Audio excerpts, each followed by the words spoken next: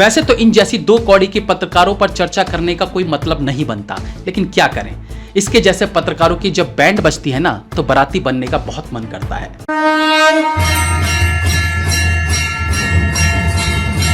भारतीय क्रिकेटर अमित मिश्रा जी से मेरा एक ही सवाल है कि भाई एक बॉल पे तो एक ही विकेट लिया जा सकता है ना, फिर आपने हैट्रिक कैसे ले ली?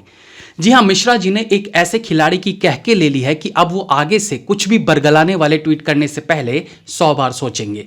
इससे पहले इस ट्वीट पर हम चर्चा करें, मैं बात करना चाहता हूं इंसान की मानसिकता पर। एक आम इंसान यानी जो सेलिब्रिटी नहीं है, ज्यादा पॉपुलर नहीं है, वो अगर एक बार को देश के किसी मुद्दे पर परेशान होकर कुछ बोलता है तो एक बार को समझ आता है कि भाई अगर ये महंगाई पर कुछ बोल रहा है तो इसलिए कि इसे महंगाई खुद झेलनी पड़ रही है। अगर ये बेरोजगारी पर सरकार से क्रोधित है तो समझ आता है कि इसे खुद जॉब नहीं मिल पाई है, तो इसका अपना आक्रोश जताने का ये तरीका है। लेकिन जब एक ऐसा इंसान जिसे देश ने जमीन से उठाकर आसमान पर बिठा दिया हो, जिसके घर में खाने के लाले पड़ते रहते थे, उसे एक ऐशो आराम वाली जिंदगी मिली हो इस देश में, वो अगर अपने रिटायरमेंट के समय पर आकर देश के खिलाफ जहर उगलना शुरू कर दे तो ये समझ आता है कि ये कभी देश का था ही नहीं। इसके अंदर बचपन से देश के प्रति जहर भरा हुआ है। मैं बात कर रहा हूं भारतीय क्रिकेटर इरफान पठान की। ये वो है जिसे पूरे देश ने इतना प्यार दिया, इतना सम्मान दिया कि ये इस काबिल बना कि आज हमें भी इन जैसों पर वीडियो बनानी पड़ रही है। पहले मुद्दा जान लेते हैं। इरफान पठान ने एक ट्वीट किया जिसमें उन्होंने लिखा, my country, my beautiful country has potential to be the greatest country on earth but, और फिर डैश डैश डैश। इस ट्वीट को समझने की जरूरत है। इस पर गौर करेंगे तो आपको पता चलेगा कि यह इंसान देश को महान नहीं बता रहा, बल्कि उसे महान बताने की आड़ में कुछ ना कहते हुए भी बहुत कुछ कह जाता है। बट के बाद डैश डैश के बहुत से मायने हैं। इस एक बट के बाद डैश डैश लगाने को आप बहुत तरीकों से भर सकते हैं। इरफान खान के इस रिक्त स्थान का अर्थ क्या है, उसके लिए आपको इसकी मानसिकता समझनी पड़ेगी, जिसके लिए हमें थोड़ा फ्लैशबैक में जाने की जरूरत है। जायरा वसीम एक एक्ट्रेस जिन्हें आप दंगल फिल्म से जानते होंगे। 2017 में जब वो फ्लाइट से यात्रा कर रही थी, उस दौरान उन्होंने अपने पीछे बैठे एक पैसेंजर पर छेड़छाड़ का आरोप लगाया था, जिसके बाद वो शख्स रातों रात लोगों की नजरों में खलनायक बन गया था। जबकि हकीकत ये थी कि गलती से पैर लग जाने की उस घटना को, जिसके बारे में उस शख्स ने चीख चीख कर सबको बताया, लेकिन कोई उसका विश्वास नहीं कर रहा था, वो आखिरकार निर्दोष साबित हुआ। लेकिन ऐसे केसेस में लोग केवल उसे दोषी ठहराने तक ही इंटरेस्ट लेते हैं। वो दोषी से जब बेगुनाह साबित होता है तब लोगों को उसके बारे में पता ही नहीं चलता, और देखा जाए तो लोगों को यह जानने में दिलचस्पी भी नहीं होती। उस केस में इरफान पठान ने ट्वीट कर लिखा था, a girl was molested on an airline and the people are busy discussing nationality and religion. It amazes me what our mindset is becoming.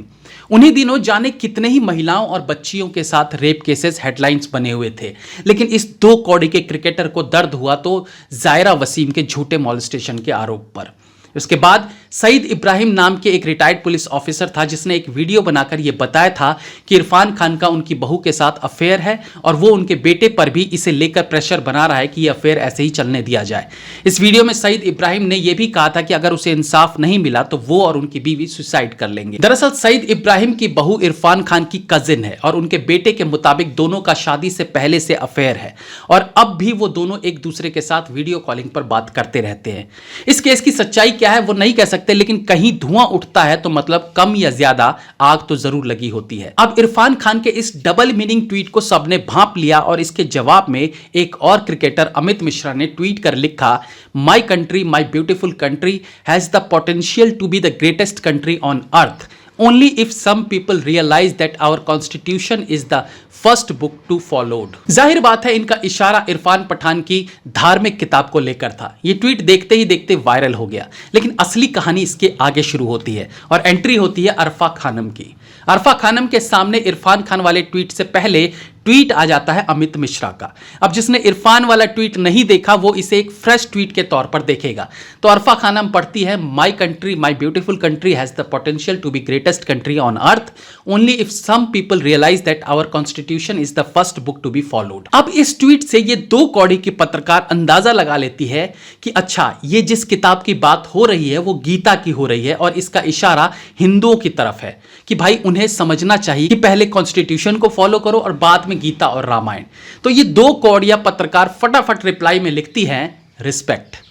अब इस ट्वीट को परख लिया स्क्विनन नाम के एक ट्विटर अकाउंट ने। उसने ये सारा मामला समझ लिया कि ये बुद्धिजीवी अरफा खानम गलती से ट्वीट कर अपना प्यार बरसा गई। इसलिए इस ट्विटर अकाउंट ने रिप्लाई में लिखा कि ये ट्वीट अब डिलीट होगा। यानी अरफा ने जो ट्वीट किया वो इसकी जल्द ही सच्चाई पता चलने के बाद वो इसे डिलीट कर देगी। एंड गेस हुआ भी यही।